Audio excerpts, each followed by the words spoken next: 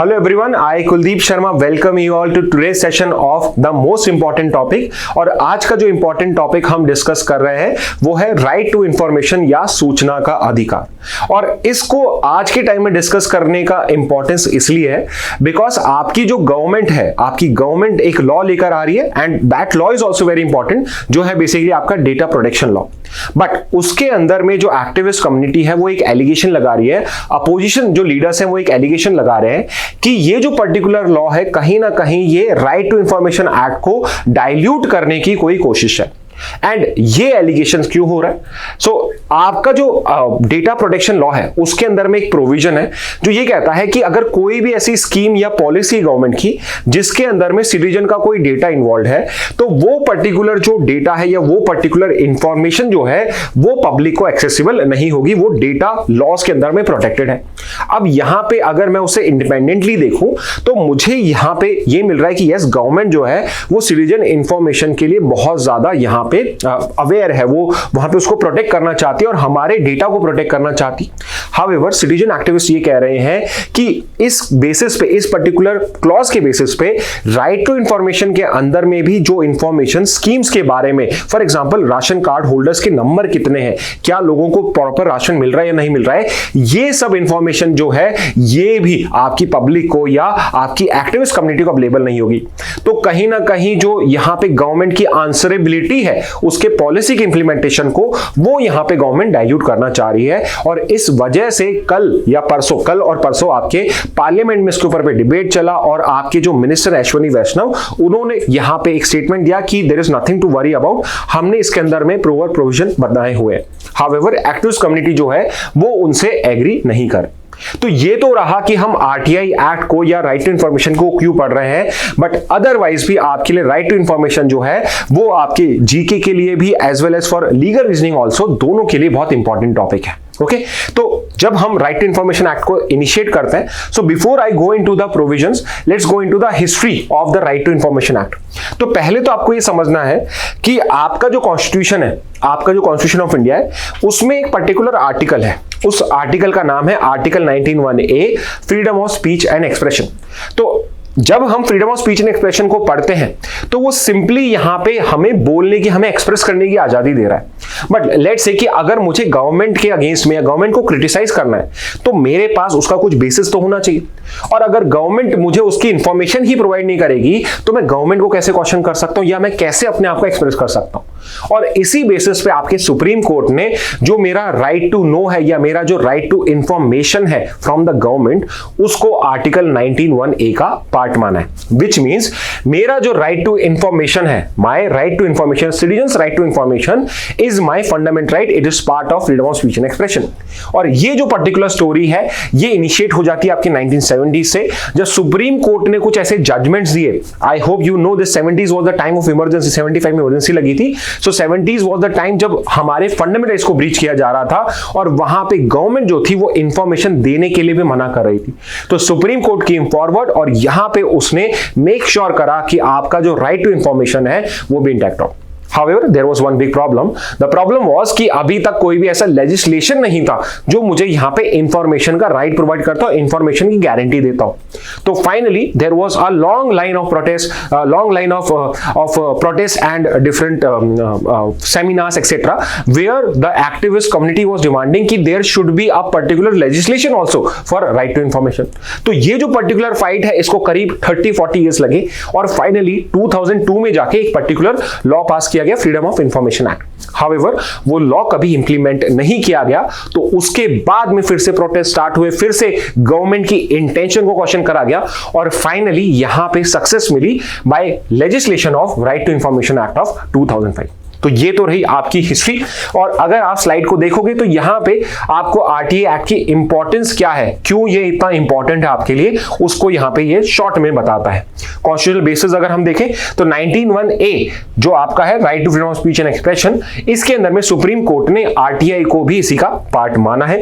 And एक और case है SP Gupta versus union of India. ये केस आपने जजेस फर्स्ट केस या जजेस सेकंड केस जो आपने जजेस केसेस जो होते हैं उसमें सुना होगा, that is this case only. इसके अंदर में राइट टू इंफॉर्मेशन को right to life and personal liberty का भी यहां पे पार्ट माना गया था। So you have two articles, article 19(1)(a) and article 21 जिसमें सुप्रीम कोर्ट ने डिफरेंट केसेस के अंदर में राइट टू इंफॉर्मेशन को इंटरप्रेट करा था।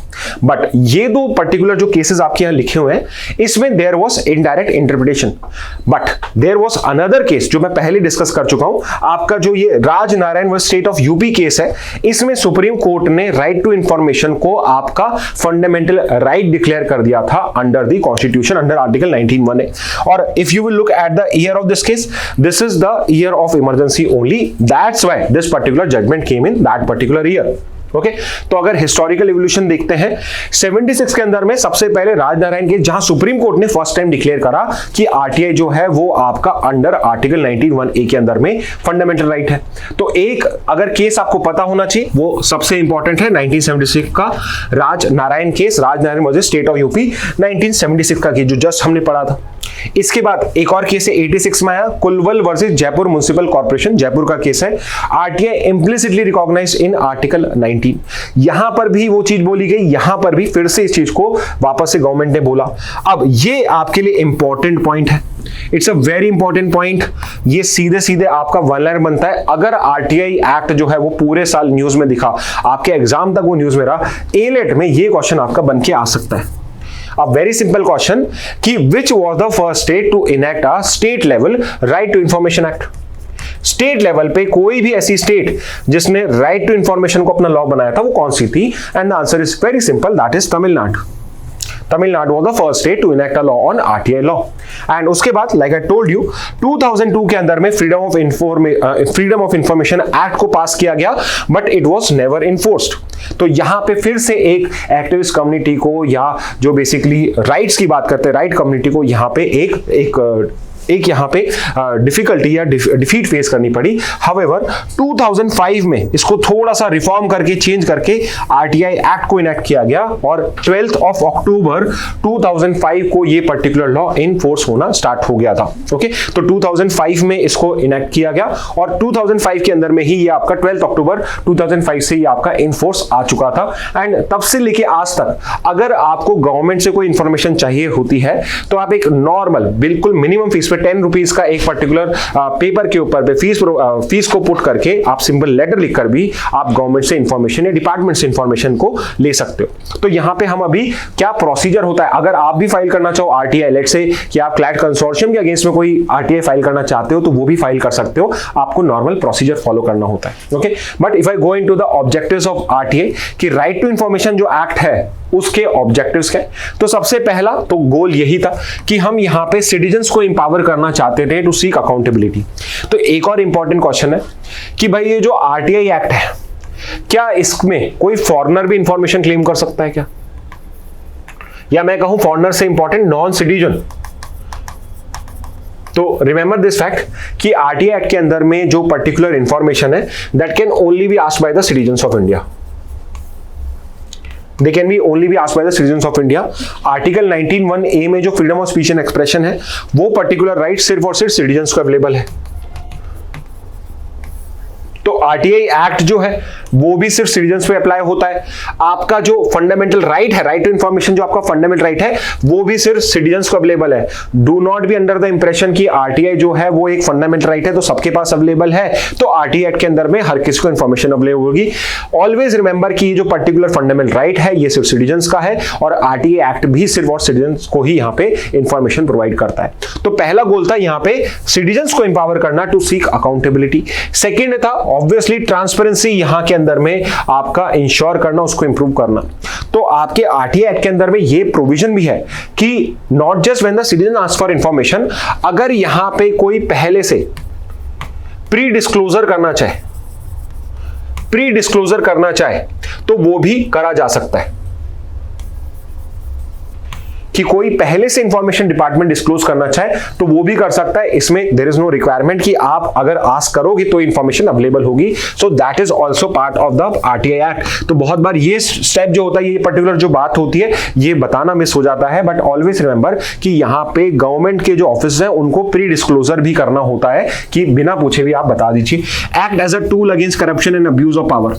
और यहाँ पे कुछ हम एग्जाम्पल्स भी देखेंगे जिसके अंदर में RTI act actually helped helped in disclosing, yeah, helped in taking the corruption out of the system and to basically showcase or to expose the abuse of power also by different government authorities. And it also strengthen participatory democracy. This is one of the goals of our democracy also, कि जितनी ज्यादा participation होगी public की, उतना ही democracy जो होगी वो आपकी फ्लार करेगी, वो उतना ही वो आपके लिए फ्रूटफुल होगी by keeping citizens inform. Okay, तो यहां पे ये है. अब हम आते हैं एक बहुत इंपॉर्टेंट पार्ट के ऊपर पे जो आपको लीगल रीजनिंग में बहुत हेल्प करेगा, विच इज बेसिकली कि कौन कौन से की प्रोविजंस हैं आपके आरटीआई एक्ट के और उनको कैसे आपको इंटरप्रेट करना है, कैसे उनको अप्लाई करना है.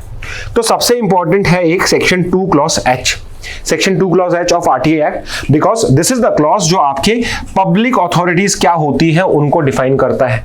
और पब्लिक अथॉरिटीज को डिफाइन करना इसलिए इंपॉर्टेंट है बिकॉज आरटीआई एक्ट जो है वो पब्लिक अथॉरिटीज पे लगता है, विच मीन्स कि अगर आप 2 क्लॉज एच के अंदर में एक पब्लिक अथॉरिटी हो तभी आपसे इंफॉर्मेशन पूछी जा सकती है, अदरवाइज आप इंफॉर्मेशन को रिजेक्ट कर सकते हो. तो पब्लिक अथॉरिटी डेफिनेशन में कौन आता है, बहुत सिंपल सा है, जितनी भी गवर्नमेंट बॉडीज हैं चाहे वो सेंटर की हो चाहे स्टेट की हो, जितनी भी गवर्नमेंट बॉडीज हैं जो सेंटर की हो चाहे स्टेट की हो वो आपके इस पर्टिकुलर लॉ में फॉल करती हैं. दूसरा इंपॉर्टेंटली, कोई भी ऐसी नॉन गवर्नमेंटल ऑर्गेनाइजेशन, मतलब नॉन गवर्नमेंटल, गवर्नमेंट की बॉडी नहीं है but it gets substantial funding by the government, कोई भी ऐसी पर्टिकुलर बॉडी जिसको सब्सटेंशियली फंडिंग मिल रही हो. अगर आप कॉन्स्टी के स्टूडेंट्स हैं तो आर्टिकल 12 में जो स्टेट की डेफिनेशन है, आर्टिकल 12 में स्टेट की डेफिनेशन है, कभी उसको भी पढ़ लेंगे हम. तो आर्टिकल 12 में स्टेट की डेफिनेशन में जो कुछ भी फॉल होता है वो सब इसके अंदर में आ जाएगा. तो अगर मुझे समराइज करके बताना हो तो आर्टिकल 12 की स्टेट की डेफिनेशन है. अगर मैं इसको थोड़ा सा ब्रॉडन करूं तो पब्लिक अथॉरिटीज में कौन कौन आ जाएगा आपका, जितनी भी गवर्नमेंट बॉडीज हैं और NGO substantially funded by government. एक और एक्स्ट्रा इंपॉर्टेंट पॉइंट में अगर आपको बताऊं, कोई भी ऐसी इंफॉर्मेशन, एनी इंफॉर्मेशन जो पार्लियामेंट सेंटर में या legislative assembly at the state, कोई भी ऐसी इंफॉर्मेशन जो पार्लियामेंट के पास में या legislative assembly of the state को यहां पे अवेलेबल कराई जा सकती है, that information is a disclosable information under RTI act. कि अगर इंफॉर्मेशन पार्लियामेंट मांग सकती है तो वो अगर मतलब रिप्रेजेंटेटिव्स ऑफ पीपल के पास जा सकती है तो वो सीधे पीपल के पास में भी डिस्क्लोज कर सकती है. तो एक टेस्ट ये भी इसका, तो ये यहां पे लिखा हुआ नहीं तो आप कहीं पे लिख सकते हैं कि information available to the parliament or the state legislative assembly can also be requested under the RTA Act. Again I'll repeat, information available to the parliament and legislative assembly state can also be disclosed to the public also under the RTA Act. Okay, इसके बाद next important point यहां पे जो मैं आपको पहले clear कर चुका हूं, all Indian citizens can seek information and more importantly only Indian citizens can seek information. तो अगर लेट से किसी फॉरेनर को या किसी फॉरेन न्यूज आउटलेट को कोई इंफॉर्मेशन भी चाहिए तो वो ले तो सकता है बट उसे किसी और तरीके से लेनी पड़ेगी, प्रॉब्ली किसी इंडियन के थ्रू, यहां पे इंडियन सिटीजन के थ्रू इंफॉर्मेशन आस्क करनी पड़ेगी. और अगर वो इंफॉर्मेशन अवेलेबल हो सकती है तो वो इंफॉर्मेशन अवेलेबल करी जाएगी.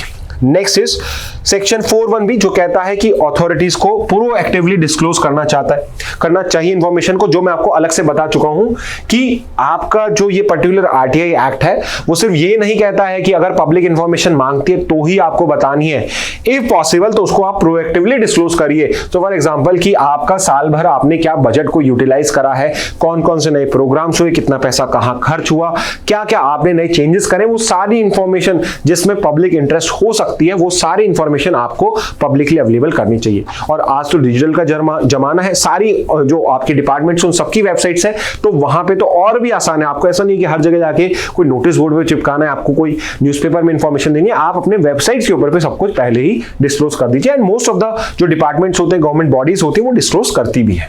ओके, इसके बाद आते हैं हम सेक्शन 6 के ऊपर पे. ये भी एक आपका इंपॉर्टेंट सेक्शन है, ये भी एक इंपॉर्टेंट सेक्शन है. Why it is important? Because यहां पे उसका प्रोसीजर बताया हुआ है. प्रोसीजर मतलब सिंपल प्रोसेस बताया हुआ है. तो आपको ये समझना है कि आपको एक सिंपल एप्लीकेशन लिखनी है.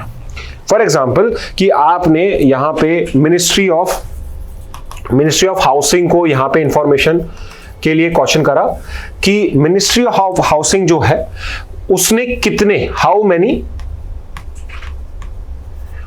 New dustbins have been installed.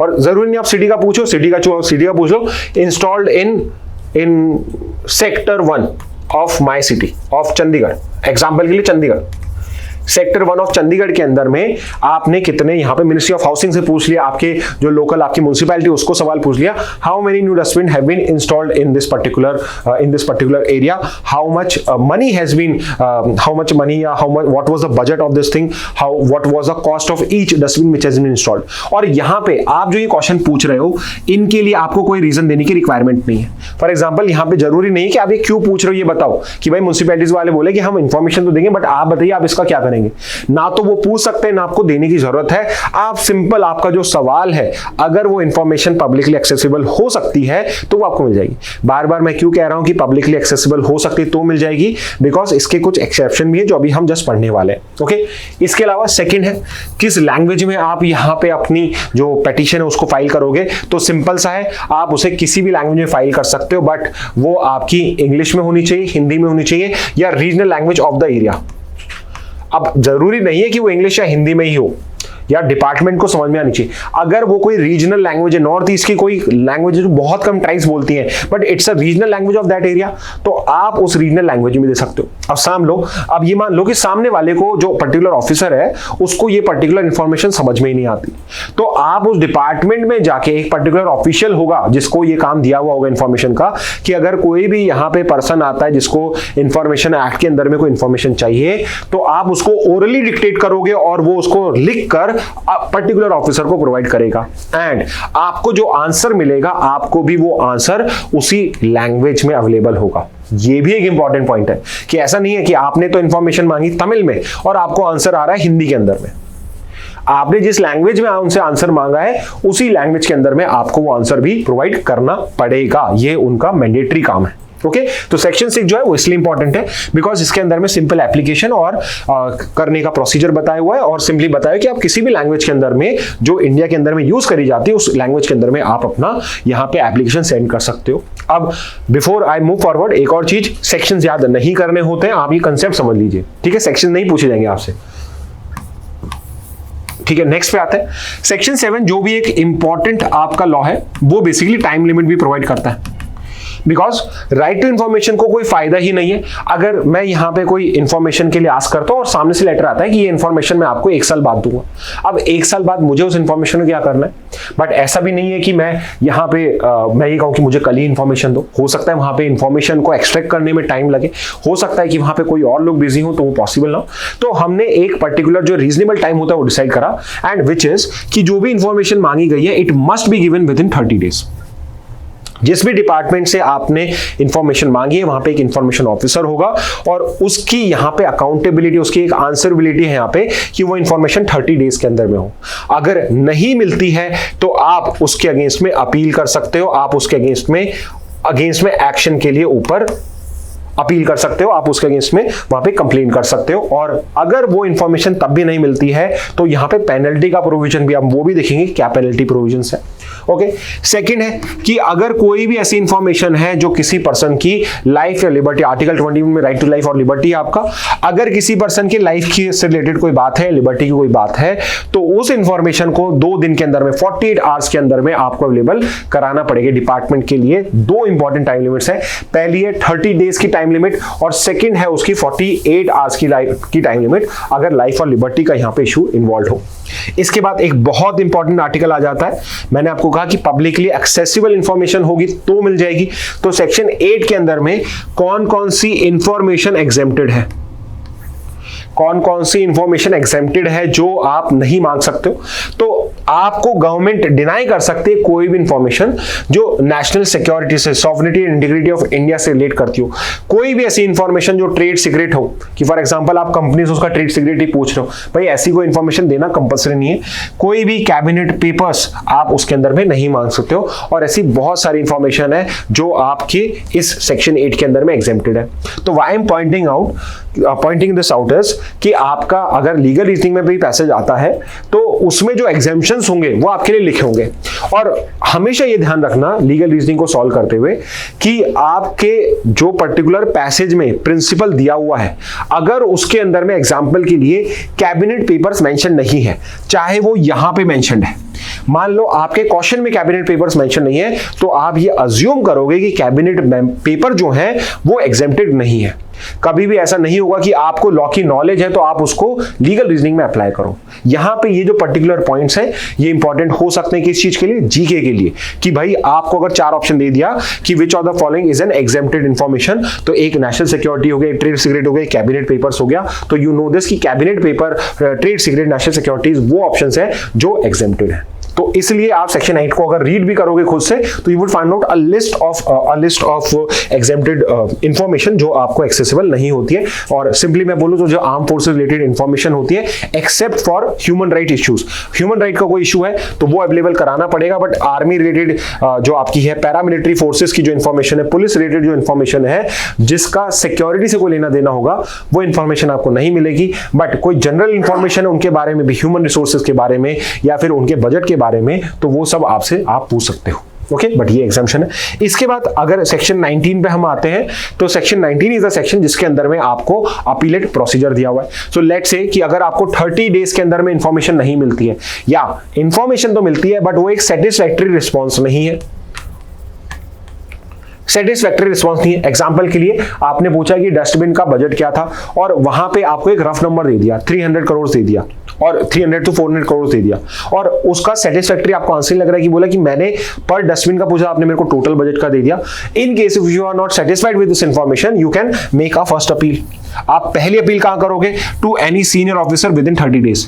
तो आई टोल्ड यू कि आपके ऑफिसर्स के, आपकी जो डिपार्टमेंट होता है उसके अंदर में भी ऑफिसर्स को यहाँ पे, जो भी एक ऑफिसर होगा उसको यहाँ पे एक मेन ऑफिसर बनाया जाएगा और उसके बाद में एक सीनियर ऑफिसर बनाया जाएगा जिसकी ड्यूटी होगी कि अगर इंफॉर्मेशन डिस्क्लोज नहीं होती है तो वो आपके पास में अपील करें। तो इस 30 डेज के बाद में जब आप फर्स्ट अपील करते हो, जब भी इंफॉर्मेशन मिली है उससे 30 डेज के अंदर में आप पहली अपील करोगे। अगर you are still not satisfied तो उसके बाद में हमने एक ऑफिसेस क्रिएट करे हुए हैं जिनको हम बोलते हैं CIC एंड SIC। तो yes, we have the chief information commissioner and we have 10 information commissioners. Similarly state level पे भी स्टेट इंफॉर्मेशन कमिश्नर्स होता है और उनको सपोर्ट करने के लिए इंफॉर्मेशन कमिश्नर्स होते हैं। तो जब भी आपकी फर्स्ट अपील में जब आंसर जो भी आया है उसके 90 डेज के अंदर में अगर आपको जो रिप्लाई है वो सेटिस्फैक्टरी नहीं लगता है तो आप सेंट्रल इंफॉर्मेशन कमीशन को यहाँ पे अपना अपील कर सकते हो। और यहाँ पे जो CIC है और SIC जो है वो उन पर्सन के, जो पर्टिकुलर पर्सन है जिन्होंने ड्यूटी नहीं निभाई है, उनके अगेंस्ट में एक्शन भी ले सकते हैं और आपको इंफॉर्मेशन भी सारी प्रोवाइड कर सकते हैं। ओके, तो फॉर एग्जांपल अगर आपको पेनल्टी, आपको अगर इंफॉर्मेशन डिनाई करी गई है, इंफॉर्मेशन में अननेसेसरी का डिले है या फॉल्स इंफॉर्मेशन दी है, फॉर एग्जांपल डस्टबिन में जो एक्चुअल खर्चा वो तो गलत बताया हुआ है, तो इस पर्टिकुलर सिचुएशन के अंदर में जो CIC है या SIC है उसके पास में पेनलाइज करने की भी पावर है। और पेनलाइजेशन की पावर क्या है कि ₹250 पर डे का यहाँ पे आप पे पेनल्टी लगाई जा सकती है, डिपार्टमेंट में भी लगाई जा सकती है, इंडिविजुअल रिस्पॉन्सिबल इंडिविजुअल पे भी लगाई सकती है, जो 25,000 रुपीज तक आपकी जा सकती है। तो यहां पे ये एक ड्रॉबैक ही बोला जाता है RT एक्ट के अंदर में कि यहां पे सिर्फ पेनल्टी का प्रोविजन है और लेट्स से कि यहां पे कोई बड़ा करप्शन हुआ है तो the department might not want to disclose that particular corruption and they would see कि ठीक है 25,000 का ही तो है, 25,000 दे देंगे हम, हमारा जो हमने जो घपलेबाजी करी वो तो सामने नहीं आ रही। तो ये कहीं ना कहीं कई जो एक्टिविस्ट क्लेम करते हैं कि ये जो पर्टिकुलर क्लॉज है सेक्शन 20 है, ये कहीं ना कहीं यहां पे एक लूप होल क्रिएट करता है to not disclose the information. However, if you are not satisfied with the CIC SIC order also, तो उसके बाद में भी आप अपील कर सकते हो। ओके, जो अपील जो है ना वहां पे पिक्चर एंड नहीं होती है, उसके बाद में आपके जो SIC या CIC का ऑफिस है उसके बाद में आप हाई कोर्ट और सुप्रीम कोर्ट को भी अपील कर सकते हो, बिकॉज यहाँ पे आपका राइट टू इन्फॉर्मेशन एक फंडामेंटल राइट भी है। और यहाँ पे एक अपील कहाँ मिलती है आपको, तो आप रिट पेटिशन भी फाइल कर सकते हो, जो जिनको नहीं पता वो अलग से पढ़ेंगे, बट अदरवाइज आप अगर CIC और SIC के भी अपील से सेटिस्फाई नहीं हो तो आप थर्ड अपील, आप कह दीजिए थर्ड अपील कहां करेंगे, आप हाई कोर्ट या सुप्रीम कोर्ट में भी कर सकते हैं। तो ऐसा नहीं है कि कोई प्रोसीजर नहीं है, प्रॉपर प्रोसीजर इसमें प्रोवाइडेड है। ओके, तो ये तो रहे आपके कि आपका जो RTI एक्ट है उसके इंपॉर्टेंट प्रोविजंस कौन से और आपको क्या क्या उसके अंदर में पावर्स दिए हुए हैं, प्रोविजंस प्रोवाइड करे हुए हैं। अब यहाँ पे एक और पार्ट हम देख लेते हैं कि अगर आप RTI एप्लीकेशन फाइल करना चाहें तो कैसे कर सकते हैं। तो वैसे तो आप अगर CIC इनकी वेबसाइट पे जाएंगे तो आपको एक प्रोफोर्मा भी मिल जाएगा कि बेसिकली कैसे आपको RTI इंफॉर्मेशन पूछनी है, बट अदरवाइज एक आप simple simple piece of paper के ऊपर पे भी आरटीआई एप्लीकेशन को जैसे आप लेटर लिखते हैं वैसे लिखकर भी भेज सकते हैं। यूजुअली जिस भी डिपार्टमेंट से आप इंफॉर्मेशन मांगते हो वहां पे एक पर्टिकुलर उनका फॉर्मेट होता है जो आपको इजीली उस ऑफिस में या फिर उनकी वेबसाइट पे अवेलेबल हो जाएगा, तो आप वैसे भी आरटीआई एप्लीकेशन कॉल कर सकते हो। तो यहां पे आपको पहला स्टेप क्या करना है, आपको आइडेंटिफाई करना है the relevant public information officer. Like I said कि हर डिपार्टमेंट के अंदर में जो भी एक पर्टिकुलर पर्सन होगा उसको पीआईओ अपॉइंट किया जाएगा। इट इज नॉट नेसेसरी कि आप अलग से पीआईओ अपॉइंट करो, हो सकता है उस डिपार्टमेंट के अंदर में कोई मैनेजर है जिसको आपने पीआईओ क्रिएट कर दिया। तो आप जब ये पर्टिकुलर आरटीआई एप्लीकेशन फाइल करते हैं, यू नीड टू नो कि उस पर्टिकुलर ऑफिस में, उस पर्टिकुलर डिपार्टमेंट के अंदर में पीआईओ कौन है, पीआईओ का ऑफिस कौन होल्ड कर रहा है। तो जो आपका आरटीआई एप्लीकेशन होता है it is basically address to the PIO, उसको आप यहां पे लेटर लिखोगे। इसके अंदर में आप क्लियर और स्पेसिफिक क्वेश्चन पूछोगे। आप रैंडम एब्स्ट्रैक्ट क्वेश्चन नहीं पूछ सकते, आप फिलोसॉफिकल क्वेश्चन नहीं पूछ सकते। ये होता तो क्या होता, आप वहां पे क्लियर पूछोगे, स्पेसिफिक क्वेश्चन पूछोगे। लाइक मैंने एग्जांपल दिया, आपको डस्टबिन का पूछना है तो आप एग्जैक्टली पूछिए। आपका जो क्वेश्चन है कि भाई डस्टबिन इस सेक्टर में कितने लगाए गए थे, उनका बजट कितना था, पर डस्टबिन का कॉस्ट कितना था, उनकी लाइफ कितनी है, उसको आपने किससे एक्वायर किया था, क्या इसके लिए टेंडर प्रोसेस हुआ था या नहीं हुआ था। फॉर एग्जांपल कि जिसके अंदर में मैं एक ऑब्जेक्टिव आंसर दे सकता हूं, सब्जेक्टिव नहीं, ऑब्जेक्टिव आंसर जो हो सकते हैं उस टाइप के आप क्वेश्चंस पूछ सकते हो। सब्जेक्टिव क्वेश्चंस का कोई मतलब नहीं, ओपिनियन का मतलब नहीं है। और सिंपली अभी भी इसकी फीस क्या है, 10 रुपए। ठीक है, स्टेट टू स्टेट वेराई होती है, but as of now you would see कि मोस्ट ऑफ द स्टेट्स में सेंटर के अंदर में अभी भी 10 रुपए 2005 में डिसाइड हुई थी 10 रुपीज का फीस आप पे करते हो। ऑल्दो लॉ में नहीं लिखा हुआ है बट इट इज 10 रुपीज का फीस जो आपको पे करनी पड़ती है आपको अगर इंफॉर्मेशन चाहिए तो। और अगर आप बिलो पॉवर्टी लाइन से बिलोंग करते हो तो उनके लिए फ्री ऑफ कॉस्ट है। ठीक है, तो अगर आप बीपीएल से बिलोंग करते हो तो फ्री ऑफ कॉस्ट है, अदरवाइज आप 10 रुपीज हो गए। इसके बाद आप क्या करना है, आप सिंपली इसको पोस्ट कर सकते हो कि भाई आपने पोस्ट कर दिया उस पर्टिकुलर इंफॉर्मेशन को डिपार्टमेंट को। आप ऑफिस विजिट करके उनको इन पर्सन हाथ में दे सकते हो पीआईओ को कि ये मेरे क्वेश्चन है, आप इनके आंसर मुझे 30 डेज में आप इस एड्रेस पे दे देना या मुझे यहां आके मैं आपसे रिप्लाई ले जाऊंगा। थर्ड इज आप उसको ईमेल कर सकते हो, ये फैसिलिटी कुछ स्टेट्स में अवेलेबल है। और फोर्थ इज कि आप आरटीआई के ऑनलाइन पोर्टल पे भी जा सकते हो। अब यहां पे जो ये आरटीआई का ऑनलाइन पोर्टल है, इसमें अगर आपको सेंट्रल गवर्नमेंट से कोई इंफॉर्मेशन चाहिए तो आप आरटीआई ऑनलाइन पोर्टल पे जाइए और वहां पे आप इस पर्टिकुलर वेबसाइट पे जाओगे, वहां पे आपको जिस डिपार्टमेंट से इंफॉर्मेशन चाहिए उसके पर्टिकुलर पेज पे जाओगे और अपनी आरटीआई एप्लीकेशन फाइल कर दोगे। अब आपको इसमें कोई हेडेक नहीं लेनी है कि वो इंफॉर्मेशन आपकी पहुंची नहीं पहुंची। यहां पे आरटीआई के अंदर में, इस पोर्टल के अंदर में सब कुछ ऑटोमेटिकली होता है। तो जिस पर्टिकुलर ऑफिशियल से, जिस पर्टिकुलर ऑफिस से आपने इंफॉर्मेशन मांगी है, ये अपने आप वहां पहुंचेगी और आपको इस पोर्टल के ऊपर पे वो इंफॉर्मेशन अवेलेबल हो जाएगी। आप ये भी कर सकते हो और ये ऑप्शन भी अवेलेबल है सेंट्रल गवर्नमेंट के लिए भी, स्टेट गवर्नमेंट के लिए भी। ओके, और अगर यू आर नॉट हैप्पी तो वही चीज फर्स्ट अपील करेंगे आप सीनियर ऑफिसर को, सेकंड अपील करेंगे आप सीआईसी और एसआई को। 30 डेज 90 डेज के अंदर में जो आपका सेक्शन 19 है उसके अंदर में भी इंफॉर्मेशन आपकी प्रोवाइडेड है। ओके, लैंडमार्क के कुछ कोर्ट जजमेंट्स तो 76 वाला तो हम पहले कर चुके हैं। इस एक्ट के आने के बाद में कौन कौन से इंपॉर्टेंट आपके यहाँ पे क्वेश्चंस हैं। एक important case, I am sure you are aware of this, कि आप भी अगर आपको एग्जाम्स में, आपके जो सीबीएसई के 12 के बोर्ड्स हुए, अगर आपको डाउट है कि कॉपी के अंदर में कोई प्रॉपर चेक नहीं हुई है तो आप अपनी आंसर शीट को एक्सेस कर सकते हो। आज के टाइम में वो पॉसिबल होता है, बहुत सारे एग्जाम्स के अंदर में आप आंसर शीट को एक्सेस कर पाते हो। और ये पॉसिबल हुआ था इस पर्टिकुलर केस की वजह से, सीबीएसई वर्सेस आदित्य बंदोपाध्याय जो 2011 का था और जिसके अंदर में बोला गया कि आरटीआई एक्ट के अंदर में जो स्टूडेंट्स हैं वो अपनी आंसर शीट को भी एक्सेस कर सकते हैं। जब ये पर्टिकुलर उन्होंने आरटीआई फाइल करी तो सीबीएसई ने रिजेक्ट कर दी कि हम इसमें नहीं फॉल करते हैं। सुप्रीम कोर्ट ने इस केस के अंदर में क्लैरिफाई करा कि जो सीबीएसई है, आपके जो बोर्ड्स की अथॉरिटीज हैं, वो भी आरटीआई एक्ट के अंदर में आते हैं बिकॉज वो भी पब्लिक अथॉरिटीज हैं। तो एक्चुअल में student can also access answer keys. Again case आपको याद नहीं करना है। Next is another case, Girish Ramchandra Deshpande 2012 का। तो यहां पे बोला कि अगर पब्लिक सर्वेंट की कोई पर्सनल इंफॉर्मेशन भी है, फॉर एग्जांपल कि मैंने किन कंपनीज के अंदर में इन्वेस्ट करा हुआ है, वो मेरी पर्सनल इंफॉर्मेशन भी हो सकती है। तो यहां पे सुप्रीम कोर्ट ने एक इंपॉर्टेंट जजमेंट दिया कि यहां पे सिर्फ वो इंफॉर्मेशन नहीं जो पब्लिक इंफॉर्मेशन है, किसी पब्लिक ऑफिशियल की कोई भी पर्सनल इंफॉर्मेशन, फॉर एग्जांपल इसमें आपके सारे एमपी एमएलएस आ गए, मिनिस्टर्स आ गए, आपके गवर्नमेंट सर्वेंट्स आ गए, सारी गवर्नमेंट की पूरी फौज आ गई इसके अंदर में, उनकी कोई पर्सनल इंफॉर्मेशन अगर वो पब्लिक इंटरेस्ट को में इन्वॉल्व है उसमें कोई, तो वो भी डिस्क्लोज करी जा सकती है। तो आप ये नहीं कहोगे ये मेरी पर्सनल इंफॉर्मेशन है। ठीक है, तो ये चीज है। नेक्स्ट इंपॉर्टेंट केस है नमित शर्मा 2013 का है। इसके अंदर में ये बोला गया कि जो स्टेट इंफॉर्मेशन कमीशन है उसमें जुडिशियल मेंबर्स को भी इंक्लूड करना पड़ेगा। व्हाई? बिकॉज जुडिशियल जो मेंबर्स होते हैं वो उनका जुडिशियल माइंड होता है, वो हर राइट्स की इंपॉर्टेंस को समझते हैं, ड्यूटीज की इंपॉर्टेंस को समझते हैं, तो इसलिए उनका पॉइंट ऑफ व्यू भी बहुत इंपॉर्टेंट होता है। And next is the very famous Puttaswamy case. इसके अंदर में राइट टू प्राइवेसी को फंडामेंटल राइट डिक्लेयर किया गया था, बट ये भी यहां पे फोकस किया गया था कि right to privacy is not superior to right to information.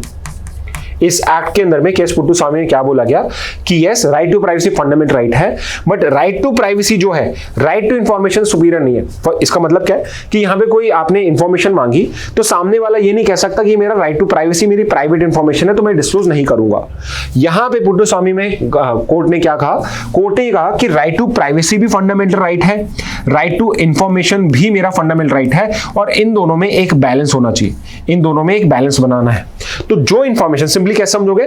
जो प्राइवेट इंफॉर्मेशन कोई भी पब्लिक इंटरेस्ट को यहां पे आपका फुलफिल करती है वो इंफॉर्मेशन अवेलेबल होगी। और यहां से आप अभी जो इश्यू चल रहा है उसको भी रिलेट कर सकते हो कि वो प्राइवेट इंफॉर्मेशन डेटा का, वो प्राइवेट डेटा जो पब्लिक इंटरेस्ट के लिए इंपॉर्टेंट नहीं है वो गवर्नमेंट डिस्क्लोज ना करे, बट ऐसा कोई भी प्राइवेट डेटा जो पब्लिक इंटरेस्ट के लिए इंपॉर्टेंट है उसको डिस्क्लोज करना, वो डिस्क्लोज आपको करना पड़ेगा। Okay, so this is what were the landmark supreme court judgments. I thought कि कहां से ये हिस्ट्री है वो केसेस भी समझते हैं, but at the same time इसकी वजह से क्या क्या चीजें चेंज हुई हैं उनको भी हम समझते हैं। ओके, अब अगर अचीवमेंट्स और इंपैक्ट की बात करी जाए तो आरटीआई जो है ये वर्ल्ड का सबसे ज्यादा यूज करने वाला लॉ है। इससे ज्यादा लॉ कोई सा भी नहीं है जिसको यूज किया गया हो। Around 60 plus RTIs have been filed each year, 60 lakh plus. सोचिए कितनी सारी आरटीआई जो होती हैं वो फॉल करती हैं। अब इतनी सारी फाइल तो करती हैं बट बहुत कम पॉपुलेशन उसको यूज भी करती है, जो इसका ड्रॉबैक भी है। And I am sure you must have heard of this 2G scam हुआ था आपके, आदर्श हाउसिंग स्कैम है एक बहुत फेमस है, ये मुंबई का। आसाम में PDS, I hope you know the full form of PDS. PDS क्या होता है आप बता सकते हैं फुल फॉर्म पीडीएस का? एक पीडीएस स्कैम हुआ था जिसके अंदर में राशन के अंदर में स्कैमिंग करा जा रहा था, वो राशन को इधर से उधर डाइवर्ट किया जाता था, उससे रिलेटेड ये आपका स्कीम था। ये सब डिस्क्लोज हो पाए बिकॉज ऑफ आरटीआई, बिकॉज में इंफॉर्मेशन मांगी गई और यहाँ पे सच्चाई सामने आई। और it is because of this particular law कि ट्रांसपेरेंसी के अंदर में इंडिया जो है वो 4th नंबर पे आ चुका है। I am not talking about कि ग्लोबल करप्शन इंडेक्स जो ट्रांसपेरेंसी इंटरनेशनल निकालती है, बट अगर ट्रांसपेरेंट लॉस की बात करी जाए उसके अंदर में इंडिया की जो रैंक वो 4th आई थी। And one of the reason India was ranked so highly, it is because of RTI act, because India is one some of the few countries जिसके अंदर में आपकी जो इंफॉर्मेशन है वो पब्लिक को बाय अ सिंपल मैसेज भी available होती है, और ये एक बहुत इंपॉर्टेंट रोल प्ले करता है। Okay, but not everything is hunky dory, ऐसा नहीं है कि सब कुछ ही अच्छा है। फॉर एग्जाम्पल इस पर्टिकुलर लॉ में चैलेंजेस क्या है? तो पहला है कि सिर्फ अगर इंडिया की पॉपुलेशन देखी जाए तो less than 3% of population is filed RTI. इतनी सारी जो पॉपुलेशन इंडिया में 125 करोड़ से ऊपर लोग हो चुके हैं, 135 करोड़ लोग हो चुके हैं, इंडियंस हो चुके हैं, but less than 3% of population is ever filed an RTI. तो इंफॉर्मेशन का जो डिसेमिनेशन है वो इतना हाई नहीं है। और बहुत बड़ी प्रॉब्लम इसके अंदर में है कि देयर इज मासिव डिले, कि अगर आपने सीआईसी को फॉर एग्जांपल आपने सेकंड अपील करी, सेकंड अपील आपने 90 डेज में कर दी, सब कुछ हो गया, उसके बाद सीआईसी जो है वो करीब करीब 1 साल लगा देते, 1 साल से ज्यादा लगाता है on an average to provide a particular answer. तो यहां पे जो आपको इंफॉर्मेशन 30 डेज में अवेलेबल होनी चाहिए थी वो 365 डेज के बाद अवेलेबल हो रही है, 1 साल लग रहा है। इसके अलावा 2.5 लाख पेंडिंग केसेस हैं।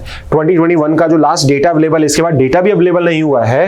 2.5 लाख पेंडिंग केसेस चल रहे हैं आपके सीआईसी के अंदर में, कोर्ट्स के अंदर में, जिसके अंदर में इंफॉर्मेशन नहीं हुई। अब आप सोचिए 2.5 लाख ऐसी इंफॉर्मेशन है जो गवर्नमेंट या गवर्नमेंट के डिपार्टमेंट डिस्क्लोज नहीं कर रहे हैं और उनके केसेस चल रहे हैं। अब ऐसा नहीं है कि यहां पे सिर्फ और सिर्फ गवर्नमेंट ही गलत करती है, बहुत बार आरटीआई का मिसयूज भी किया जाता है, जिसमें आप फ्रिवलेस इंफॉर्मेशन करते हो या फिर किसी पब्लिक ऑफिशियल को हैरेस करने के लिए, लेट्स से कि प्रेस वाले पर्सन है वो किसी पर्टिकुलर ऑफिशियल को परेशान करना चाहते हैं, तो यहां पे हैरेसमेंट के लिए एप्लीकेशंस फाइल होनी, फ्रिवलेस एप्लीकेशंस फाइल होती हैं, सो दैट वो ओवरबर्डन हो जाए, वो किसी पर्टिकुलर केस में अननेसेसरी का वहां पे फंस जाए। Next is whistle blower risk. अब ये विसल ब्लोअर कौन होता है? विसल ब्लोअर इज बेसिकली जो सीटी बजा रहा है, और सीटी कब बजाते हो? लोगों को अलर्ट करने के लिए। तो बेसिकली जो आरटीआई एक्टिविस्ट होते हैं वो भी एक सोसाइटी में एक और रोल प्ले करते हैं, वो रोल प्ले करते हैं विसल ब्लोअर का। और यहाँ पे जो ये पर्टिकुलर लोग हैं जो एग्जाम्पल के लिए करप्शन को यहाँ पे बाहर निकाल के लेकर आते हैं, मिसयूज ऑफ पावर को लाते हैं, उनको यहाँ पे कई बार बहुत हैवी प्राइस भी पे करनी पड़ती है with their life also. Over 80 activist have been attacked और किल्ड। और अटैक क्या है? इसमें तो किल ही है। 80 प्लस ऐसे एक्टिविस्ट हैं जिन्होंने कोई इंफॉर्मेशन मांगी और उसके बाद उनको टारगेट करा गया। ओके, तो ये भी है। And poor record maintenance and lack of digitalization, तो बहुत बार ये बहुत कॉमन होता है और it is very common in Maharashtra. आप फिर से फॉलो करना, जैसे बीएमसी जो है वहां पे, वहां की म्युनिसिपल कमिटी जो कमीशन जो है वहां का, या वहां की लेजिस्लेटिव असेंबली भी जो है, उसमें हर 4-5 साल में जो लैंड रिकॉर्ड्स का डिपार्टमेंट है वहां पे आग लग जाती है। अब ये क्या चीज है कि आपके रेगुलर टाइम पे आपके उसी डिपार्टमेंट में या उसी से रिलेटेड आसपास के डिपार्टमेंट में आग लगती रहती है, जहां पे करप्शन के चांसेस बहुत हाई होते हैं। अब अगर आपको पता है कि यहां पे डॉक्यूमेंट्स रखें, आग लग सकती है, तो भाई आप उसी टाइप के स्टेप्स लीजिए। बट ऐसा कैसे है कि हर 2-3 साल में वहां आग लग जाती है? और this is also very common कि कहीं ना कहीं अपना काला चिट्टा छुपाने के लिए वो वहां पे रिकॉर्ड को मेंटेन नहीं करेंगे, पुअरली रिकॉर्ड करेंगे, या फिर उसको यहां पे डिस्ट्रॉय करने की कोशिश करी जाएगी। Moreover there is still lack of digitalization. Yes, we are doing a lot in digitalization, but there is still a lot to do in this particular case also. Okay? अब यहाँ पे ये तो रहे इसके challenges, but गवर्नमेंट भी है, वो भी कम नहीं है, वो भी 2019 में उसने अमेंडमेंट करा एंड somehow उसने देखा कि जो CICs है और जो SICs होते हैं ये बहुत पावरफुल हो गए। So there it is right time कि हम इनकी पावर्स को भी यहां पे रिस्ट्रिक्ट करें। तो यहां पे आरटीआई अमेंडमेंट करा गया, तो जो CIC SICs के ऑफिस करे थे इंफॉर्मेशन कमिश्नर्स के, उसमें हमने चेंज करा। तो सबसे पहले उन्होंने क्या चेंज करा कि आपका जो आरटीआई एक्ट था उसमें पहले 5 इयर्स और 65 इयर्स तक की एज तक का आपका टेन्योर बताया हुआ था। अब 2019 के एक्ट में क्या करा कि हर कोई जो CIC अपॉइंट होगा, लेट्स से मैं X को CIC अपॉइंट कर रहा हूं, X is being appointed CIC, तो मैं जब अपॉइंट कर रहा हूं तब मैं इसको लेट्स से 3 साल का टेन्योर दे रहा हूं या मैं इसको 5 साल का टेन्योर दे रहा हूं।